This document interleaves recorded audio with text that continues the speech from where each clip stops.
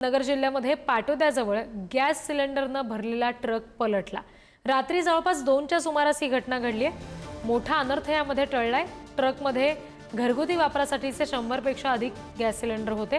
Truck उलटल्यानंतर cylinder फुटण्याचा धोका निर्माण झालेला होता।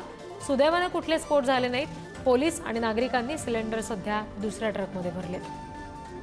जामखेड कर्जत रोडवर पाटोद्याजवळ हा अपघात झाला। कर्जत जामखेड रोडला एक गॅसची गाडीचा मोठा म्हणजे पलटी झाली। त्या ठिकाणी जाताना ड्रायव्हरचं सध्या थोडीशी झोपीच्या ह्याच्यात असल्यामुळं गाडी 2 परस खड्ड्यात गेलेली आणि सगळ्या टाक्या पांगलेल्या। जामखेडचे पोलीस स्टेशनचे स्टाफ आले, पाहणी केली आणि गाडीच्या मदतीसाठी सध्या ती इथं थांबून आहे।